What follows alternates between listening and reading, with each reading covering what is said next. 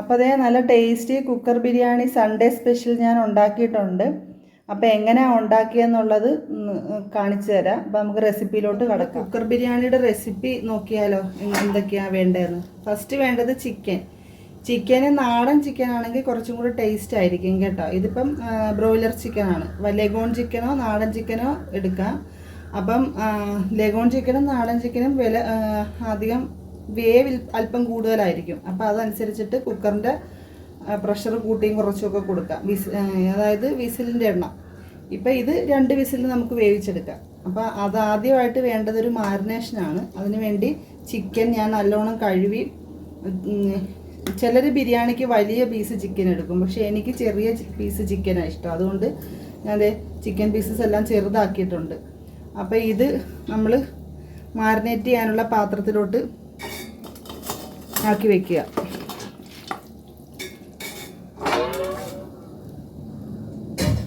എന്നിട്ട് മല്ലിയിലയും പുതിന ഇലയും. മല്ലിയില എൻ്റെ കൈപ്പിടിക്ക് ഞാൻ ഒരു കൈപ്പിടി ഫുൾ എടുത്തിട്ടുണ്ട്. ഫുൾ എടുത്തിട്ടില്ല, ഒരു പകുതി എടുത്തിട്ടുണ്ട്. അതിൻ്റെ പകുതി മതി പുതിന ഇല. പുതിന ഇല കൂടാതെ ശ്രദ്ധിച്ചോണം. പുതിന ഇല കൂടിപ്പോയിട്ടുണ്ടെങ്കിൽ ബിരിയാണിയുടെ ടേസ്റ്റ് ഒരു കുത്തൽ ടേസ്റ്റായി പോവും. അപ്പം ഒരു കൈപ്പിടി മല്ലിയില എടുക്കുവാണെങ്കിൽ അതിൻ്റെ പകുതി മതിയാവും പുതിന ഇല. അപ്പം ഞാൻ എടുത്തേക്കുന്നത് ഒരു കൈപ്പിടിയുടെ പകുതി മല്ലിയിലയും അതിൻ്റെ പകുതി പുതിന ഇലയുമാണ്. പിന്നെ ഇതിലേക്ക് വേണ്ടത് മഞ്ഞൾ പൊടിയാണ്.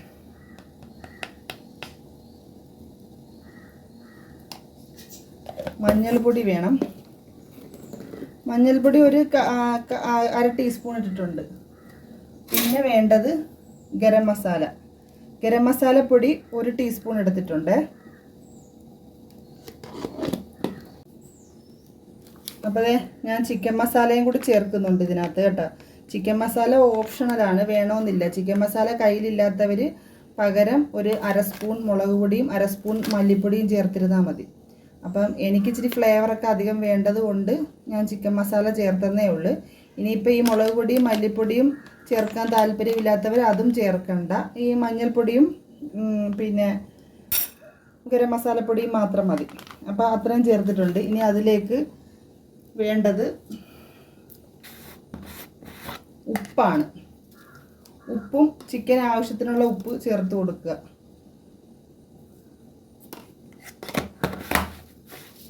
പിന്നെ വേണ്ടത് തൈര്. തൈര് ഒരു 1/2 കപ്പോളം ചേർക്കാം. പുളി ഇല്ലാത്ത തൈരാണെങ്കിൽ ഒരു 1/2 കപ്പോളം ചേർക്കാം. പുളി ഉള്ള തൈരാണെങ്കിൽ അതിനനുസരിച്ചിട്ട് ചേർത്താൽ മതി. അപ്പം തൈരും ചേർത്ത്, പിന്നെ വേണ്ടത് ജിഞ്ചർ ഗാർലിക് പേസ്റ്റാണ്. വെളുത്തുള്ളി ഇഞ്ചിയും കൂടി ഞാൻ ചതച്ച് വെച്ചിട്ടുണ്ട്. ഒരു 5-6 അല്ലി വെളുത്തുള്ളിയും ചെറിയ കഷ്ണം ഇഞ്ചിയും കൂടി ചതച്ച് വെച്ചിട്ടുണ്ട്. എന്നിട്ട് ഇത് നല്ലോണം കൈകൊണ്ട് നല്ലോണം കുഴച്ച് ചേർത്ത്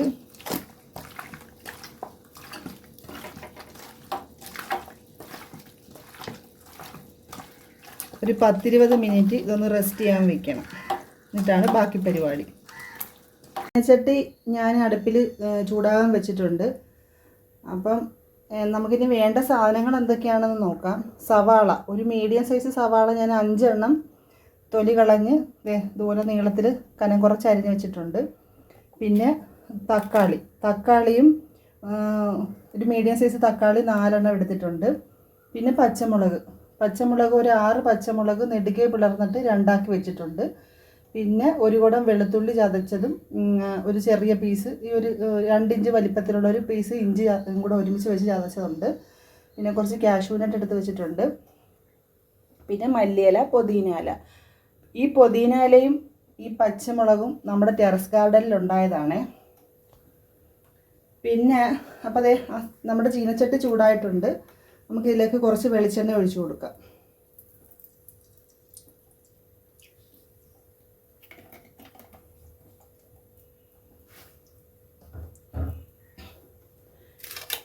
വെളിച്ചെണ്ണയും ചൂടായി വരുന്നുണ്ട്. അതിലോട്ട് നമുക്കിതിൻ്റെ സവാള, ഇതിൽ കുറച്ച് സവാള, അത് നല്ലോണം ചുവക്കെ ഒന്ന് വറുത്ത് കോരി മാറ്റി വയ്ക്കണം. ദേ ആദ്യം ഇട്ട ഒരു ട്രിപ്പ് സവാള ഞാൻ വറുത്ത് കോരിയിട്ടുണ്ട്. പിന്നെ അതേ രണ്ടാമത്തെ ട്രിപ്പ് ഇട്ടിട്ടുണ്ട്. അപ്പോൾ ഇതുപോലെ നല്ല ചുവക്ക ബ്രൗൺ നിറമാകുന്നത് വരെ സവാള വറുത്തെടുക്കണം. അപ്പോഴാണ് ഒരു നിറവും ഒരു പൊരിഞ്ഞ മണവും ടേസ്റ്റും ഒക്കെ കിട്ടത്തുള്ളൂ. അപ്പോൾ അതേ സവാള കംപ്ലീറ്റ് വറുത്ത് കോരിയിട്ടുണ്ട്. ആ എണ്ണയിലോട്ട് തന്നെ ഒരു 5-6 കാഷ്യൂനട്ട് വറുക്കാനിട്ടിട്ടുണ്ട്. അതും ദേ ഫ്രൈ ആയി വന്നിട്ടുണ്ട്. അപ്പോൾ നമുക്കിനി ഈ തീ അങ്ങ് ഓഫ് ചെയ്യാം. തീ ഓഫ് ചെയ്തിട്ട് ഈ കാഷ്യൂനട്ട് നമുക്കിതിൽ നിന്ന് കോരി മാറ്റാം, അല്ലെങ്കിൽ ഇതിൻ്റെ കളർ ചേഞ്ചായി പോകും. അപ്പോൾ അതേ ഞാൻ കുക്കർ ചൂടാക്കാൻ അടുപ്പത്ത് വെച്ചിട്ടുണ്ടായിരുന്നു. ആ കുക്കറിലോട്ട് ബാക്കി ഉണ്ടായിരുന്ന സവാള, ജിഞ്ചർ ഗാർലിക് പേസ്റ്റ്, പച്ചമുളക് ഇത്ര ഇട്ട് ഞാൻ വഴറ്റുവാണ്.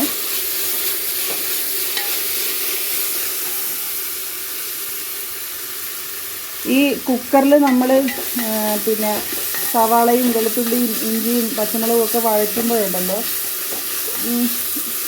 കുറച്ച് വഴറ്റിയാൽ മതി. കുക്കറിൽ ബിരിയാണി വയ്ക്കുമ്പോൾ നമ്മൾ ആ സമയം പിന്നെ അല്ലാതെ ദം ബിരിയാണി വെക്കുകയാണെന്നുണ്ടെങ്കിൽ കുറേ നേരം ഇട്ടങ്ങ് വഴറ്റി ഇളക്കി അത് സോഫ്റ്റ് ആകുന്നവരൊക്കെ ഇട്ട് ഇതാക്കണം. ഇതിപ്പോൾ അങ്ങനെ അതിൻ്റെ ആവശ്യമില്ല, കാരണം കുക്കറിൽ ചിക്കൻ്റെ ഒപ്പം ഇതങ്ങ് വെന്തോളും. പിന്നെ അതേ തക്കാളി ഞാൻ ഇതിലോട്ട് ഇട്ട് കൊടുക്കുവാണ്.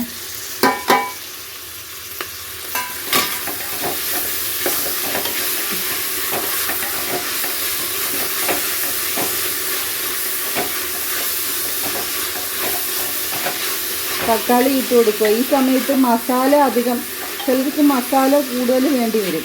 ഈ പിന്നെ ബിരിയാണിക്കൊക്കെ നല്ല ചുവന്ന കളറിലൊക്കെ ഇരിക്കണം.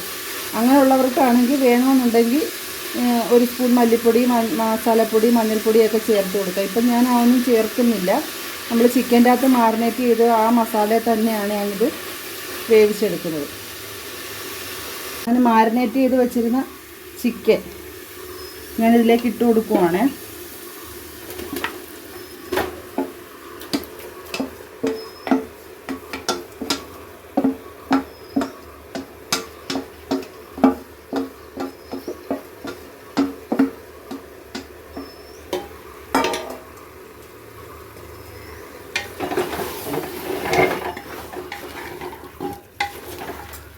തക്കാളിയും സവാളയും ചിക്കനും എല്ലാം കൂടെ ഒന്ന് നല്ലോണം മിക്സ് ആക്കണം.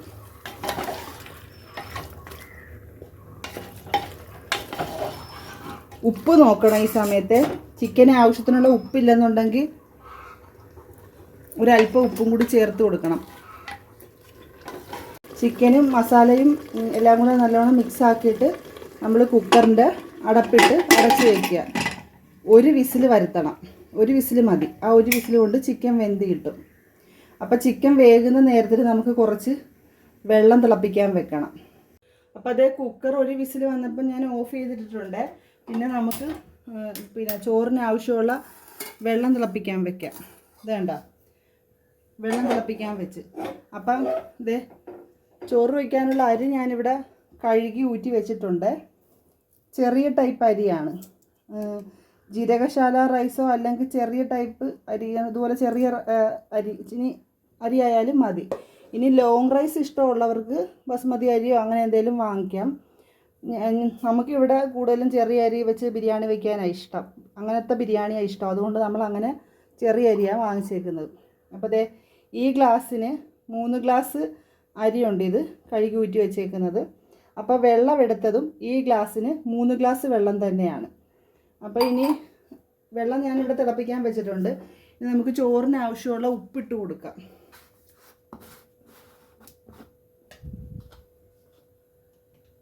ഇതേ ഉപ്പിട്ടിട്ടുണ്ട്.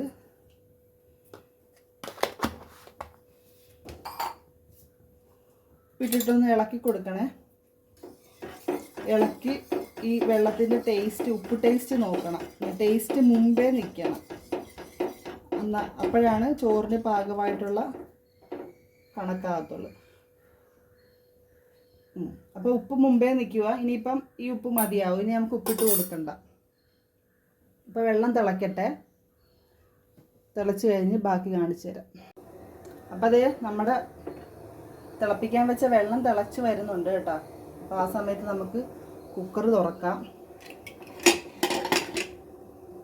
കുക്കർ തുറന്ന് ഇതുണ്ട്, ചിക്കൻ്റെ കളറൊക്കെ മാറി ഓവർ കുക്കായിട്ടില്ല. ഇതാണ് ഈ പരുവത്തിലാണ് നമുക്ക് വേണ്ടത്. ചിക്കൻ അങ്ങ് ഓവർ കുക്കാകരുതും. അതാണ് ഒറ്റ വിസിലിൽ ഓഫ് ചെയ്തിടുന്നത്. ഓഫ് ചെയ്തിട്ടിട്ട് പ്രഷറെല്ലാം കംപ്ലീറ്റ് പോയതിന് ശേഷം മാത്രം കുക്കർ തുറക്കുക. അപ്പോൾ അതേ വെള്ളം നല്ലോണം തിളച്ചിട്ടുണ്ട്. ഇനി വെള്ളത്തിൻ്റെ ഫ്ലെയിം ഓഫ് ചെയ്യാം. അപ്പോൾ ഇനി ഇതിലേക്ക് നമ്മൾ ചെയ്യുന്നത് എന്താണെന്ന് വെച്ചാൽ ഇത് കണ്ടോ, കുറച്ച് ഈ വറുത്ത് വെച്ചേക്കുന്ന സവാളക്കകത്തുനിന്ന് ഒരു പിടി സവാള ഇതിലോട്ട് ഇട്ട് കൊടുക്കുക. അതുപോലെ കുറച്ച് പുതിന ഇല,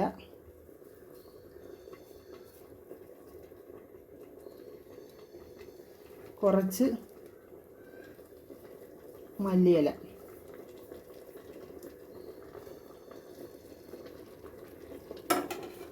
ഇത് ഇളക്കി മിക്സ് ആക്കുകയൊന്നും ചെയ്യണ്ട, ഇങ്ങനെ തന്നെ വെച്ചിരുന്നാൽ മതി. എന്നിട്ട് നമ്മൾ കഴുകി ഊറ്റി വച്ചിരിക്കുന്ന അരി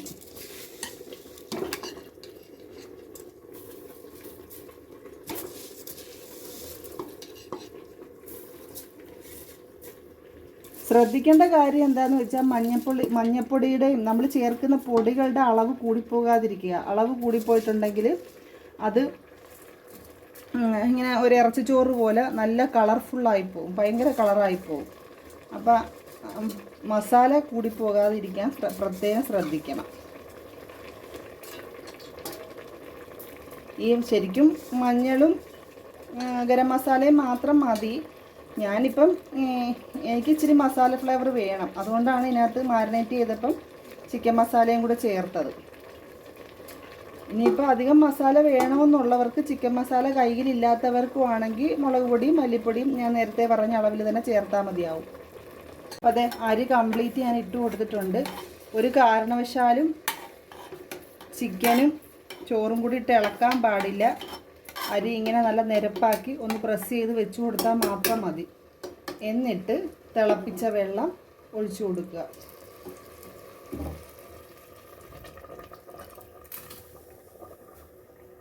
തിളപ്പിച്ച വെള്ളം ഒഴിച്ച് ഈ സമയത്ത് വേണമെന്നുണ്ടെങ്കിൽ നമുക്കിതിനകത്ത്, വേണമെന്നുണ്ടെങ്കിലല്ല, ഉണ്ടെങ്കിൽ കയ്യിലുണ്ടെങ്കിൽ ചെറുനാരങ്ങ നീര് പിഴിഞ്ഞൊഴിക്കണം. എന്തിനാന്ന് വെച്ചാൽ ചെറുനാരങ്ങ നീരൊഴിക്കുവാണെങ്കിൽ റൈസ് പരസ്പരം ഒട്ടിപ്പിടിക്കത്തില്ല. പിന്നെ നമ്മൾ സവാള വഴറ്റുന്ന സമയത്ത് നമ്മൾ നെയ്യ് ചേർത്തിരുന്നില്ലല്ലോ. ആദ്യം സവാള പൊരിച്ച എണ്ണ ഒഴിച്ചിട്ടാണ് വഴറ്റിയത്. അപ്പം ഒരല്പം നെയ്യ് ആവശ്യമുണ്ടെങ്കിൽ മാത്രം മതി കേട്ടോ. ഒരല്പം നെയ്യും കൂടി ചേർത്ത് കൊടുക്കുക. അപ്പം നല്ലൊരു ഫ്ലേവർ കിട്ടും. ചേർത്ത് കൊടുത്തിട്ട് കുക്കർ അടയ്ക്കുക. വീണ്ടും ഒരു വിസിലും കൂടി വരുന്നത് വരെ വെയിറ്റ് ചെയ്യുക. അപ്പോൾ കുക്കർ പ്രഷറെല്ലാം പോയി നല്ലതായിട്ട് ഇവിടെ ഇരിപ്പുണ്ട്. ചോറ് ഞാൻ ഒരു വിസിൽ വന്നപ്പോൾ ഓഫ് ചെയ്തിട്ടുണ്ടായിരുന്നു.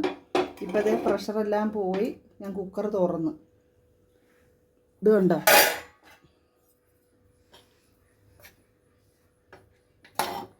ചോറൊക്കെ നല്ല വിട്ട് ഓരോ ചോറായിട്ട് കിട്ടിയിട്ടുണ്ട്.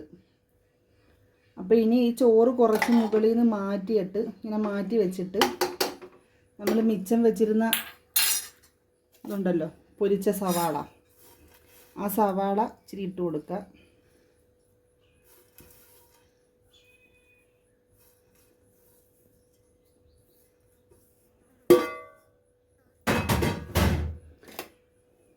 വറുത്ത് വെച്ചിരുന്ന കാഷ്യൂനട്ട് അതും ഇട്ട് കൊടുക്കാം. പിന്നെ ദേ ബാക്കി വെച്ചിരുന്ന പുതിനയിലയും മല്ലിയിലയും, ഇത്രയും മല്ലിയിലയും പുതിനയിലയും ഞാൻ ഇടുന്നില്ല, കുറച്ച് മല്ലിയില മാത്രം അതിൽ നിന്ന് ഇട്ട് കൊടുക്കുന്നുള്ളൂ. ഇട്ട് കൊടുത്തിട്ട് ഈ ചോറ്, മാറ്റിയ ചോറ് മുകളിലോട്ടാക്കി കൊടുക്കുക. അപ്പോൾ ഈ ചോറിലും കൂടെ ഈ സവാളയുടെയും മല്ലിയിലയുടെയും ഒക്കെ ഫ്ലേവർ പിടിക്കും. എന്നിട്ട് അത് വീണ്ടും ഒന്ന് പ്രസ് ചെയ്ത് അടച്ച് വെച്ചിട്ട് കുക്കർ ഒന്ന് അടച്ച് വയ്ക്കുക. കാരണം ആ ചൂടിൽ തന്നെ ആ പൊരിച്ച സവാളയുടെയും മല്ലിയിലയുടെയും ഫ്ലേവർ ചോറിലോട്ടാകാൻ വേണ്ടിയിട്ടാണ്. അപ്പം നമ്മൾ ആദ്യം ചിക്കൻ വേവിച്ച് കഴിയുമ്പോൾ നമ്മൾ കുക്കർ തുറക്കുമല്ലോ. തുറന്ന് കഴിഞ്ഞ് പിന്നെ ചിക്കൻ ഒരുപാട് നേരം ഇട്ട് വേവിച്ച് വെള്ളമൊന്നും വറ്റിക്കേണ്ട കാര്യമില്ല കേട്ടോ. അങ്ങനെ വെള്ളം വറ്റിക്കുവാണെന്നുണ്ടെങ്കിൽ ചോറ് വെന്ത് വരുമ്പോൾ അടിക്ക് പിടിക്കും. അപ്പം നമ്മൾ ചോറിന് കണക്കാക്കിയുള്ള വെള്ളം ഒഴിച്ച്, സാധാരണ നമ്മൾ പിന്നെ പാത്രത്തിലൊക്കെ വെക്കുവാണെന്നുണ്ടെങ്കിൽ ചരുവത്തിലോ ചെമ്പിലോ ഒക്കെ ആണ് ചോറ് വെക്കുന്നതെന്നുണ്ടെങ്കിൽ നമ്മൾ അരിയുടെ ഇരട്ടി വെള്ളം ഒഴിക്കും. ഇതിപ്പോൾ കുക്കറിൽ വെച്ചത് കൊണ്ടാണ് ഞാൻ അരിക്ക് സമം വെള്ളം ഒഴിച്ചത്. അപ്പോൾ അതേ കുക്കർ തുറന്ന് നമ്മുടെ കുക്കർ ബിരിയാണി വിളമ്പാൻ പോവുകയാണ്. അപ്പം ഇത് കണ്ടോ, റൈസ് എല്ലാം കൂടി ആദ്യം ഒന്ന് നല്ലോണം മിക്സ് ആക്കുക. അടിയെ ഇളക്കരുതും, കാരണം ചിക്കനുമായിട്ട് കുഴഞ്ഞു പോകും. അപ്പോൾ ഇറച്ചിച്ചോറിൻ്റെ ഒരു ഇതായി പോകും. റൈസ് നല്ലോണം മിക്സ് ആക്കിയിട്ട്